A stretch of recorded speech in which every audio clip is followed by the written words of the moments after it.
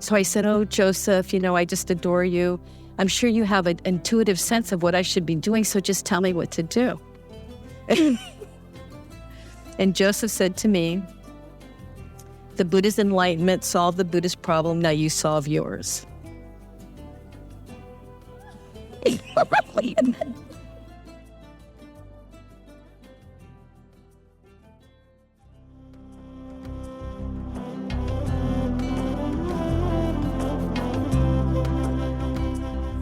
The Buddha's enlightenment solved the Buddha's problem.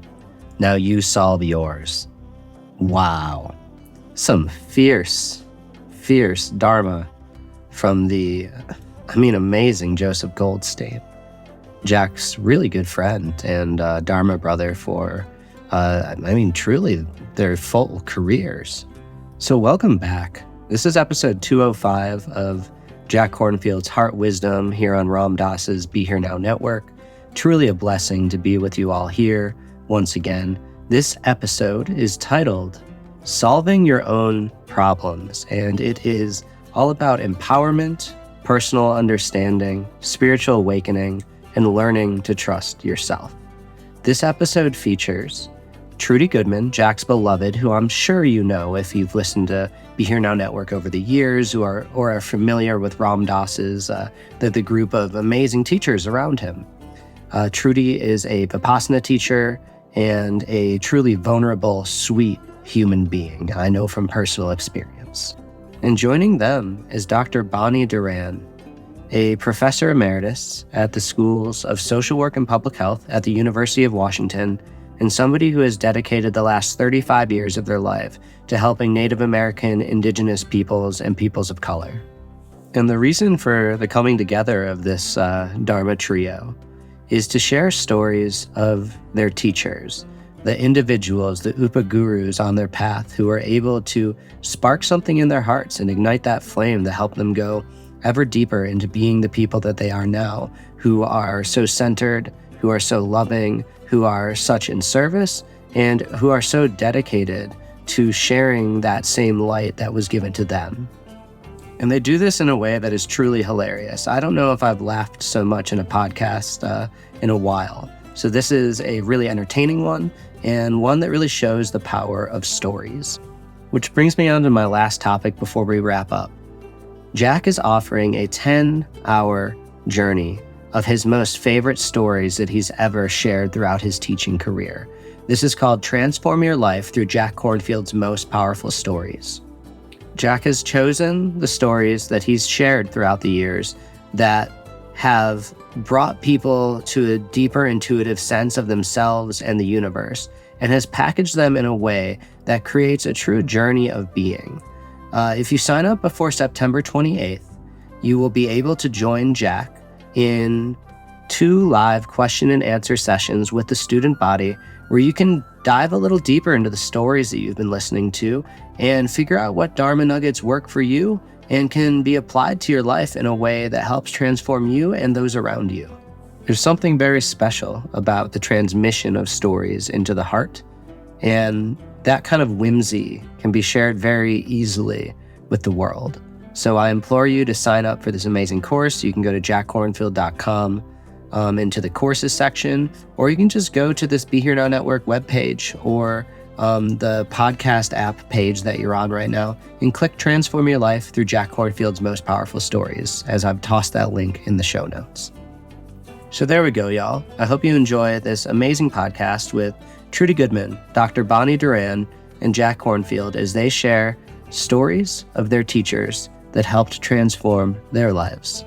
May you be well, may you be happy, may you help others through the authenticity of your own being, and may your heart smile. Namaste, y'all.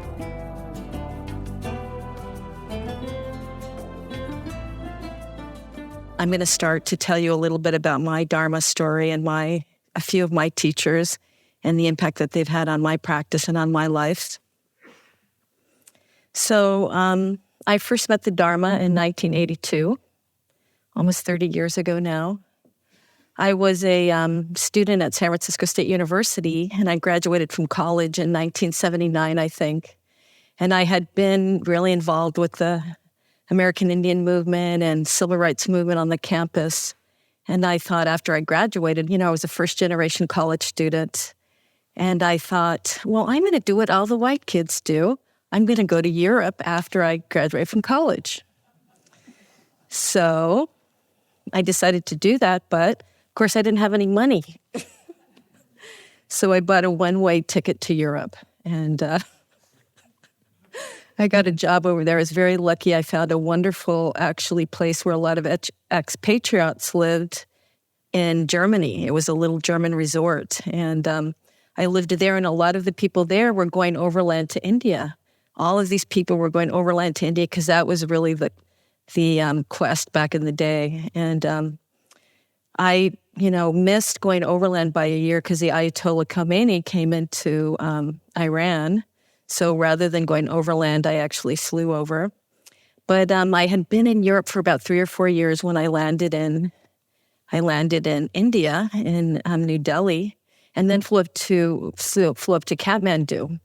And one of my expatriate friends in Germany had said the best way to go to Asia is to start off in a monastery so you can get really acclimated to Asia. So I ended up going to a wonderful monastery right outside of Kathmandu, Nepal, actually where Lama Thubten Yeshi was the abbot, and his student or his protege, Lama Zopa Rinpoche. And I'm sure many of you probably know of those wonderful Tibetan teachers. And so I checked myself into the monastery, and it was so wonderful because here I had hung out with a lot of Indians, American Indians, and I saw all of a sudden all these Tibetans. And, they were there with the turquoise and the coral and the braids. I really thought I had come home. It was really wonderful to be with Tibetans after being in Europe for 3 or 4 years. So, and they were really excited to see me. They couldn't believe I was an American.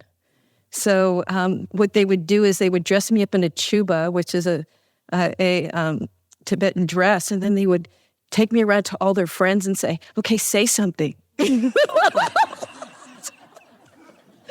They would say, can you believe she's an American? So that was, it was a delight for both of us that we discovered each other. It was a wonderful time. So anyway, I started this November course. I actually entered the November course of Kopan Monastery that's right outside of Kathmandu with these 2 wonderful lamas. It was a place where they taught young Tibetan boys how to read and write and the Dharma. And so I started this November course, and I didn't know anything about Buddhism, and I'd been raised a Catholic, and I wasn't really sure. I heard it, and I thought it was really great, but I wasn't, wasn't really totally convinced yet. I still had a little bit of doubt about the Dharma. And so, I had been there maybe 2 weeks, and Lama Zopa said to all of us during one of the teachings, and I swear he looked directly at me when he said this, but, you never know. He said, sometimes you can have a realization of emptiness during a dream. And then he just went off and, talked again. And of course, what happened? That night I went to bed, and I had a really deep understanding of emptiness through a dream. When I had left Garmisch-Partenkirchen in Germany, I had left behind a boyfriend and a lot of pseudo family or instant family, and I had this dream that all of the sadness and loneliness I was feeling from not being with my family and my boyfriend was totally internal to myself and had absolutely nothing to do with the situation. I really understood that there's nothing inherent in any situation that determines how you're going to feel about it. That's all a result of what we bring to it, our sankaras, or our habitual way of thinking of things, our habitual attachments. And I had a really deep understanding of that. And of course, I woke up the next day and just had a huge amount of faith. And I hadn't, Tibetan Buddhism is so beautiful. They have the wonderful bowing. And I hadn't bowed yet in that whole hall. There was 100 people in this beautiful gompa. And I was one of the very few who hadn't bowed. I was on the floor that next morning. And it was a wonderful experience just about too, because all of a sudden, all of my, a huge amount of ego and selfing that I didn't even know was there was just thrown in my face. So I really do think that sometimes these ritual forms can be really useful, not so much as, a rote way of honoring, but really to come to understand something about our relationship and ourselves. So that was one wonderful experience I had. And then I'll tell you about another teacher who I adore, who's one of my root teachers, and I had the exact opposite experience. So after I was in Asia for about a year, and I came back to the United States and tried to get into the Tibetan Buddhist scene here in the United States, but it really didn't really have a place for me. It was mainly, I'm going to be honest here, it was mainly, European Americans, and the only people of color who hung out there were the one or two teachers that came over. And I don't know if everybody there had money, but I didn't have any money in there. At that time in the 80s, they didn't have a lot of scholarships. So I wasn't able to attend a lot of the retreats. So I practiced on my own. Every vacation I ever took was always about meditating. I would find cheap retreats or would just figure out a way to spend my vacation in intensive practice because I really loved it. So one year, I found my way to Vallecitos Mountain Refuge. I'm sure some of you here know it. It's a wonderful, wilderness ranch. Can't get a cell phone signal, which is really great. And I attended a people of color retreat, which was really wonderful. They had only probably about 20 or 25 yogis, and it was taught every year by Joseph Goldstein. If you can imagine, Joseph Goldstein and 20 yogis. It was really nice. So, and I had, of course, knew who Joseph was. I actually had even seen him when I was in India. I was sitting at a retreat that he sat, and I said, oh my gosh, there's Joseph Goldstein.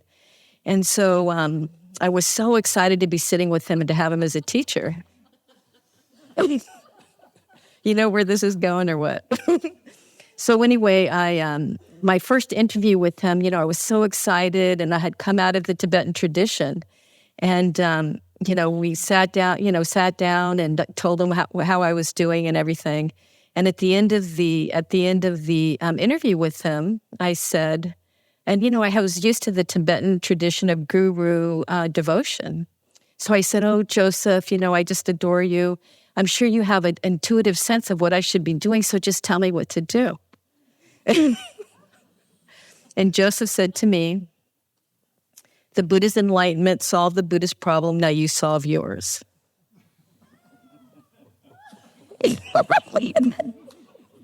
Which was the exact opposite of what Lama Thupten Yeshe had done.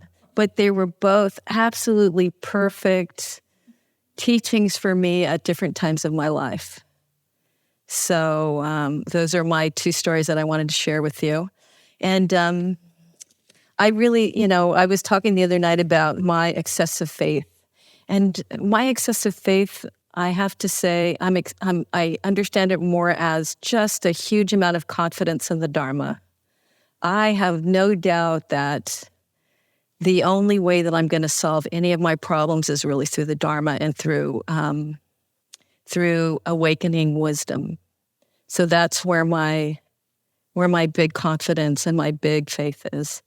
And just a few days ago, Christopher Titmuss posted this message that he got from a friend of his. A friend of his is a Buddhist scholar, a sutta scholar, and had been looking through the suttas for descriptions of the life of the Buddha.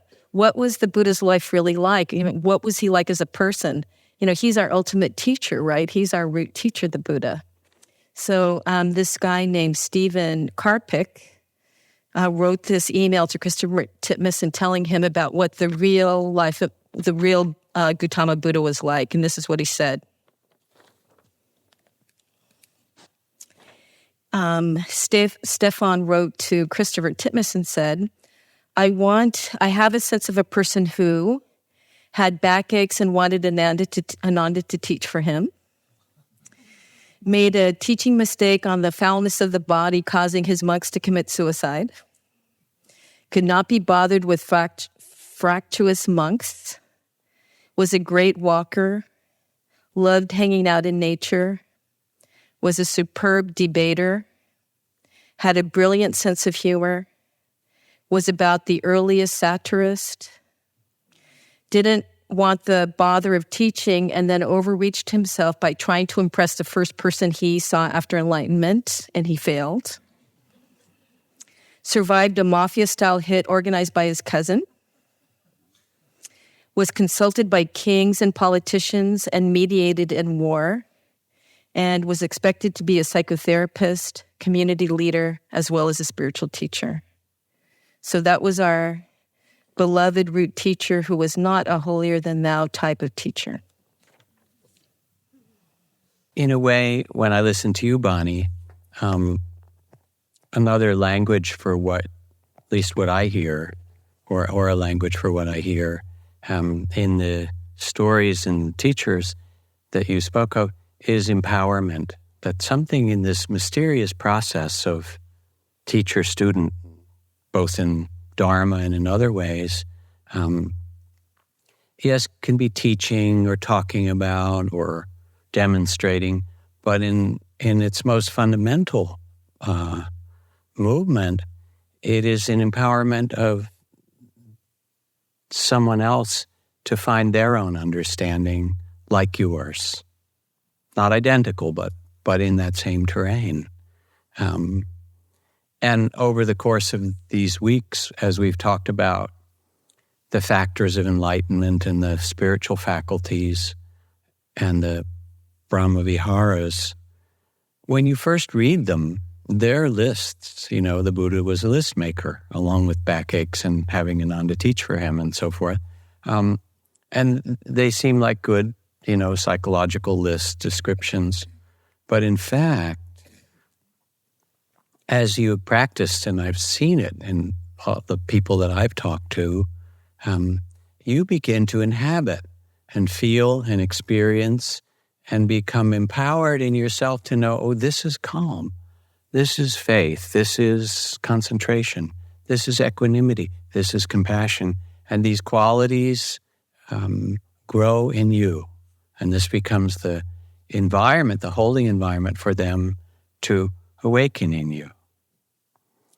Ajahn Chah, I'll tell a couple of stories or a few stories from being with him. I always wanted to put it back on others. He had a lot of people imagining great things about him. And when I was first studying with him, I would watch him really closely, like, okay, if this guy's enlightened, how is he behaving, right?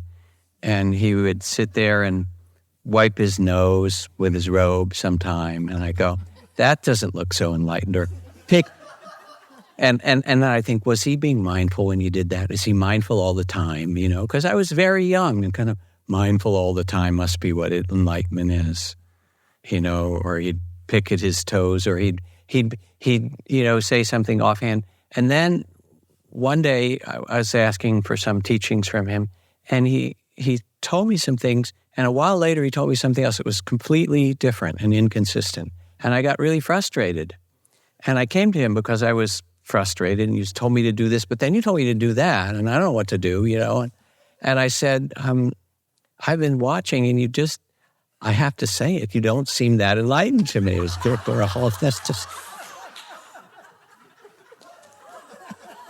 And he, like you, he just laughed. He thought that was a great thing. I mean, I think I was the only Westerner there at that time. Maybe Sumedho had come back, So I was a source of amusement for him anyway, right? And that was weird white guy with ears that stuck out a lot and, a very big nose, compared to the people. Oh my God, should I tell that story? No, I'll see.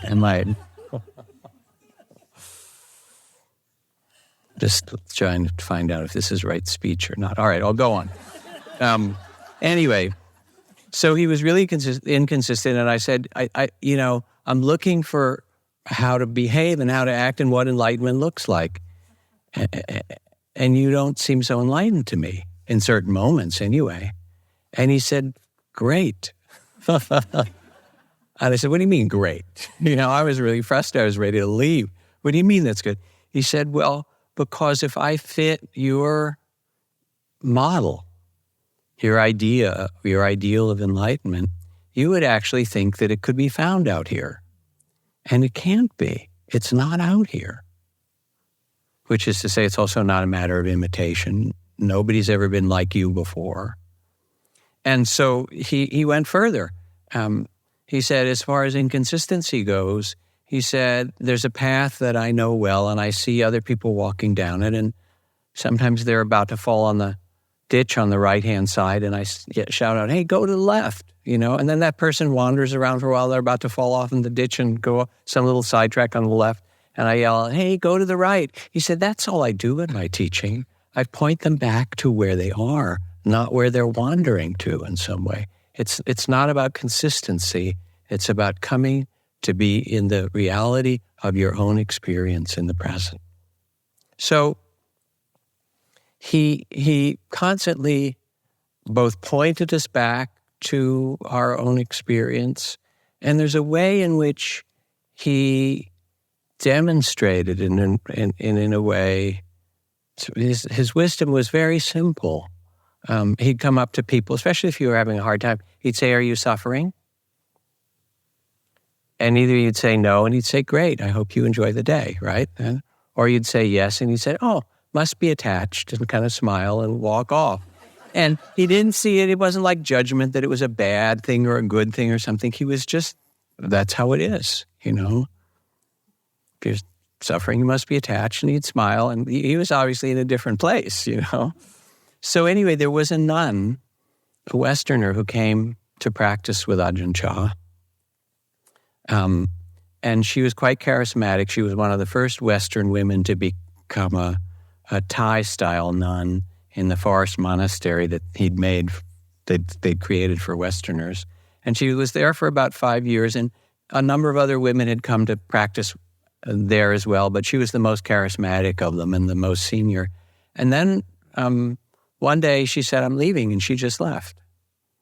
And about a year later, she came back. It turned out she had thrown away her robes, and she had found a church, fundamentalist church, and she'd become a born-again Christian with a great kind of fundamentalist vision, and she'd found Jesus in a very important way for herself. She came back, and she stayed at the monastery, and she was trying to convert everybody and saying, you're on the wrong path, and it's okay, this Buddha stuff is all right, but Jesus is the way, And she was very charismatic and very adamant, as fundamentalists of any kind can be. And people were getting really upset that she's here and she comes to visit when she doesn't stay here, and and what do we do about this? And both the Westerners and the villagers who she knew, and she spoke, the local language, and they were just really upset. What do we do? This woman, she was our heroine. This great nun, and now she's telling us that Jesus is the way. And they were so upset, they all marched. It was about a 10-mile walk through the jungle as a group over to the main monastery to see Ajahn Chah. And sat down and told the story, and he knew she'd come back, but, she's proselytizing and so forth, and, what do we do about this? And he sat for a minute, he looked, and he said, well, maybe she's right. And that's all he said. And they went back, that was his reply. And it was so beautiful because we get so caught in the views that we have about the way things are supposed to be. And his teaching was about the wisdom of not knowing, I described the wisdom of insecurity. It was the wisdom of not clinging to views. And everybody had, she's threatening our views. Maybe she's right. It's just, you could feel in it the spaciousness. And he just offered that to everyone else. You could put it down. It was really beautiful. I mean, I remember when I was quite sick as a monk in my little hut, I got malaria in the jungle, in the forest, and I got wretchedly sick. And I was sort of lying on the floor of my little hut, a lot of fever, and Ajahn Chah came to visit me.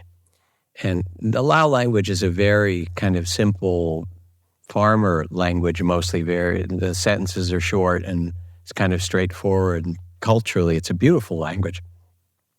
And he said, Ben Kai, which means got a fever? I said, yeah. Said, sick, huh? I said, yeah. He said, hurts a lot, huh? I said, yeah. He said, scary? I said, uh-huh. He said, makes you want to go home to your mother, doesn't it? I said, yes. He said, he looked at me, he said, this is suffering. This is suffering. And he just looked at me, this is suffering. He just named it. And he said, we've all had it. We've all suffered like this. We all had malaria. And there's better medicine than we did now. And he arranged for me to get medicine, but it took a couple of days for it to work. He said, and that's fine. You live in the jungle, you get malaria, you get your medicine. This is suffering. This is the way that it is. And there was a certain way in which, when he talked about it, that I felt that he had just been there as I had, and that he knew that I would be all right. And he didn't even say, you're going to be all right. He just said, yeah, this is it, isn't it? That he had lived through it. And there is a kind of empowerment simply by his steadiness and his presence, that yes, anything can happen, and the Dharma that we practice can hold it all. Bonnie, starting out with her first retreat, made me remember a story from my first retreat. It was a Zen retreat with my first teacher, the Korean Zen master, Daesan Snim, and it was a 3-day session, which was, my first time, and very intense to sit and walk constantly like that. And I think it was the second day. I can't remember if it was the second morning or the third, but I woke up, and this was at the Zen Center at that time. There wasn't room for all of us to sleep over, and I lived really close by, so I just ride my bicycle and sleep at home at night, and then go back at 4 in the morning to start with our 108 prostrations, and then the day of practice. So I actually woke up at home, and I was looking in the mirror in the bathroom, and I was kind of groggy, and I looked in the mirror, and I saw this blackened corpse face. And I was terrified, actually. And I stopped looking in the mirror. And I just couldn't, just that expression we had then, it blew my mind.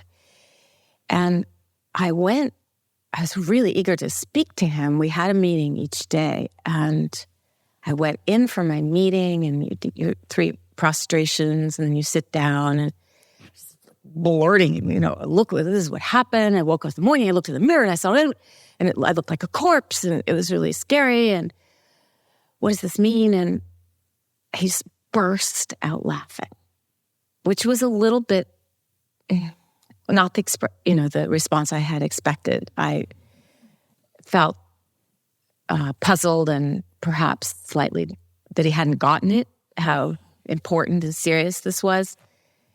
And then he took his stick. He had a Zen teaching stick, and he just tapped me on the thigh, not hard. He just tapped me on the thigh, and he just laughed and said, "You're already a corpse." Well, this is cool. Thank you. Well, okay. So what he meant by that, you could take it any way you want to, because those teaching moments, what I received in that moment was a 2-sided teaching.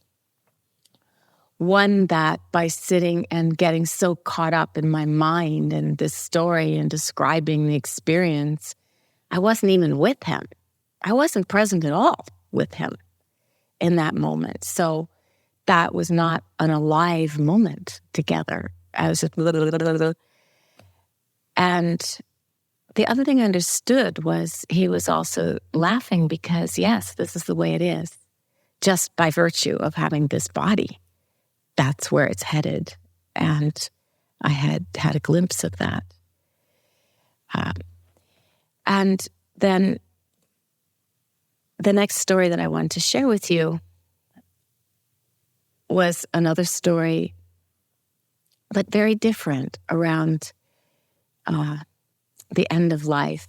My teacher, Maureen Stewart Roshi, was my heart teacher. That when I met her in 1979, I just practiced with her until she died in 1990. And this story happened toward the end of her life. She was really sick at that point, and my then husband and I had gone over to help her, make dinner and help her clean up. She was still at home, help her clean up her apartment, and so she was resting. It was this sort of multi-level townhouse apartment that she had, which you could always tell when you looked into. There were about 3 buildings. She had purple blinds, so you could always tell which one was hers by the purple blinds. And so she was resting on one of the levels just slightly upstairs from where I was straightening up magazines on a table. She loved to cook, and she had this big pile of gourmet magazines. And so I was straightening up the magazines, and I really wanted to ask her. I knew this was coming to the end of her life, and I really wanted to ask her, well, actually about her enlightenment. What did she have? I was so curious, what was she feeling at this time herself? Because she was very strong and pretty equanimous, and, you couldn't really tell. And I felt very close to her. We were like family in the way that you are when you do a lot of practice like this together. You're in silence, and you're, at least for the time of a retreat, you're living together and eating together and going through so much together. And my mind was very simple and trusting in the context of her. So I felt like I just really had to know, after all her years of zazen, what was it like? What would be, I guess it was a little bit like Bonnie's question to Joseph, but I wasn't so much asking her to tell me personally what to do, so much as what is your wisdom at this time in your life. And it's a little bit scary to ask your spiritual teacher about the nature of her enlightenment toward, the end of her life. But as I said, I felt very at ease with her. So it was just like being, I called upstairs to her and asked her, how is it for you right now? What would you say to me from this place where you are right now? And what she said was not at all what I expected to hear. She said, without hesitating, just 3 words. She said, live it up. Live it up. If any of you, you are doing, you're doing really intensive practice, sitting and walking and lots of renunciation and lots of going through difficult things and sitting through pain. And we did this too. And this was what she taught us how to do. So I didn't really expect that answer, which to me had a kind of, live it up quality. I came to understand it as just live fully, live each moment to the hilt, that's what she was saying. But she was also saying, live it up, live it up. But there's a little more, but I think I'm going to save that little more about this for my talk on Tuesday. But the last story, no, maybe two more, just quick ones. These are stories about trusting yourself. And one of them is from Upandita, Sayadaw U Pandita, a great Burmese meditation master that I sat with about, I'm not sure, maybe 8 years ago. And it was the opening of the Forest Refuge in Massachusetts, the long-term retreat center. And first they had a retreat for teachers, and I sat that, and then they had a 1-month retreat with U Pandita. And I went in with some trepidation because he had this reputation for being such a fierce teacher, and I had been practicing a lot already before I went in for the meeting. And I reported to him, you're just really supposed to report about the rise and fall of the breath and what you've noticed about that. And you don't get to say anything about your feelings or, anything like that. It's just, reporting what you've learned from the rise and fall of the breath. So I reported what I had learned at that point from the rise and fall of the breath. And then I had, just that wobble, that moment of doubt. And I sort of, after I said it, I kind of looked to him and was asking, is that enough? Or there was just this uncertainty. And he looked at me and said, why do you keep looking under the object, meaning the rise and fall of the breath, when you've already seen its true nature? That it rises and falls and appears and disappears, and one breath is replaced by another, and such things that we learn. And it was amazing because he summed up in that one question kind of my whole life of self-doubt in the Dharma. Why are you searching under something that you've already seen? So that was a very powerful and encouraged. It was kind of all downhill from there in some ways with him and me. But I did make him laugh once, which if you've ever sat with him, this is highly unusual, to the point where his other sayadaws were all talking about it. You made him laugh. I know. Now I have to tell you what made him laugh. Okay, so I will. I will. They were so, I didn't know that it was that unusual that everybody would be talking about it, that he would, crack a smile. But what we had to do was, make this report each time we went in, and you were supposed to report what you had seen, quite clearly and hopefully. And so I went in, I think it was the third time or something for my report, and I reported what I had seen to him. And I reported several things I had seen.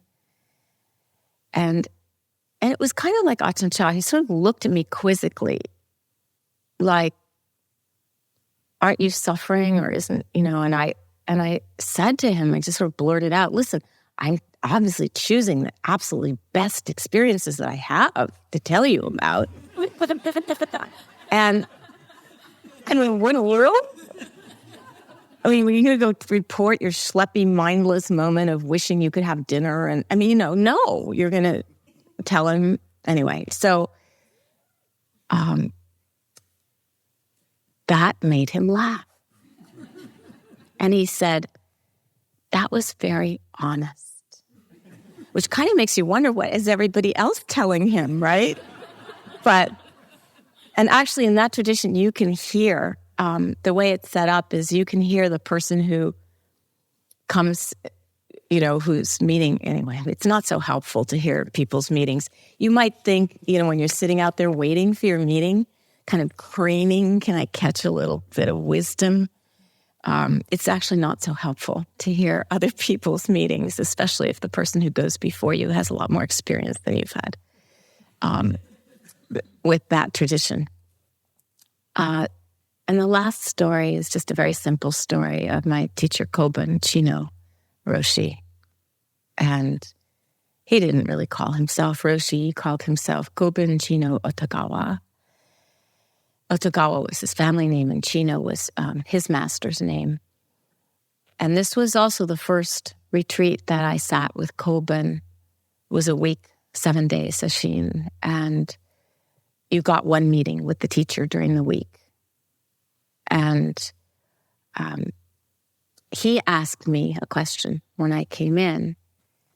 He said, "What are you going to do when the last teacher is dead and there are none left? Who are you going to learn from then?" And I reflected for a second. I thought this is such a great answer. And I said, I'm going to learn from everything. Everything will be my teacher at that point. And by the way, that's a very easy thing to say. It's really not so easy to live like that. But I said, everything will be my teacher. And he said, no. You will be. You yourself will be your teacher. So that's the theme, really, I think, from the thread that runs through our stories is that theme of trust yourself, trust your experience, and work with the part of you that's looking for the enlightened teacher out there, or the perfect, you can see into my heart, you know me better than I do, tell me what is the best thing for me to do. We kind of long for somebody like that who would train us and know exactly. It's kind of like the perfect parent, if you think about it, but don't, because it's not, there isn't such a thing. Our emotional needs will never have all been met by our parents. And once you've become a parent, you have more merciful attitude toward their parenting crimes, hopefully as well as your own. But, the take-home teaching is that somehow sitting up straight in the midst of this imperfect life, imperfect self, perfect present moment, that we learn to trust the Dharma as it unfolds in our own being, and how absolutely unmistakable that is. That whatever happens is not a mistake. I think that's a good stopping place. So we agreed that we would turn back to each other, but actually, do you want to add, Bonnie? I wanted to add one other little story. I'm going to try to tell it quickly. In addition to this wonderful practice that I have a lot of confidence and faith in, I also was so lucky to actually do the Lakota Sundance for like 6 years. And during that, I had actually come to the Sundance after I had done a lot of intensive Theravada practice. So the first year I started, I said, okay, I'm going to do dancing meditation, and I'm going to be mindful the whole time. And as soon as I got into the arbor, actually even before I got into the arbor, I tried to do walking meditation. And that ceremony refused to be anything else but for what it was. It did not allow me to do anything besides be present for the Sundance the way people experience that ceremony and get purified and get sanctified by it. And so I guess my point is that the same is true with this ceremony we're doing here. That, if you can give yourself over to this practice, it'll take you where you're supposed to go.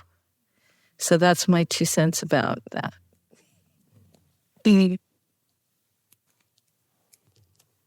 And maybe I'll add one more little story. All of these are empowerment. Really expressing how you carry the Dharma, that the Dharma is within you. So some years ago when the Dalai Lama was here, sitting right where Bonnie is, looking happy as she does.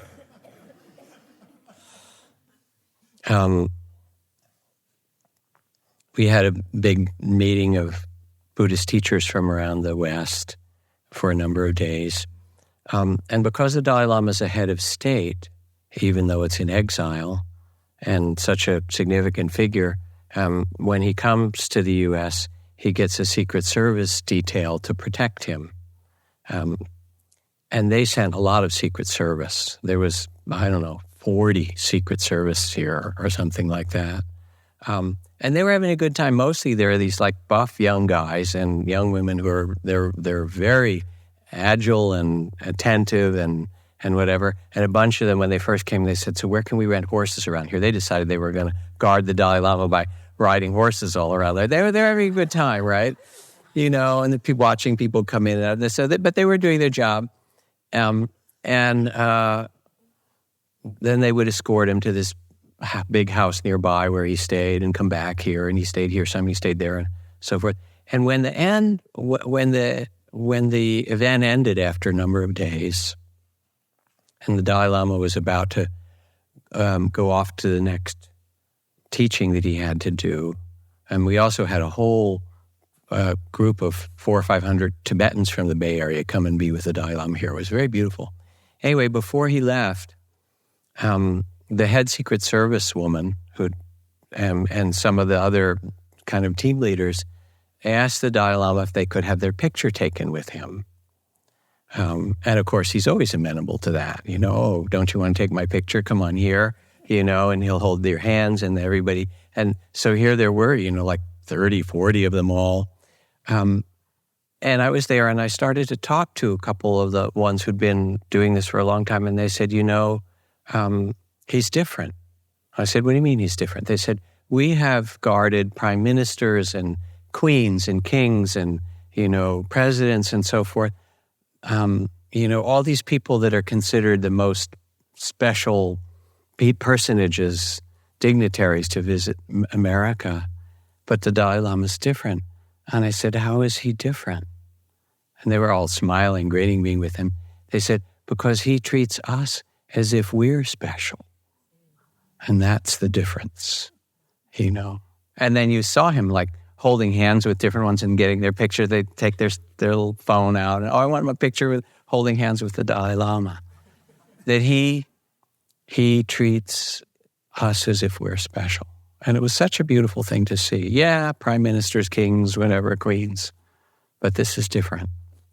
And this is the empowerment that is given from the Dharma to each person because you are special. You are the Buddha in your own unique, beautiful, magnificent, troubled, what is that Bonnie read? You got your backaches like the Buddha and some people around that are difficult as he did. But you awaken these qualities and you awaken to your own Buddha nature. And that's really the blessing of what we do together.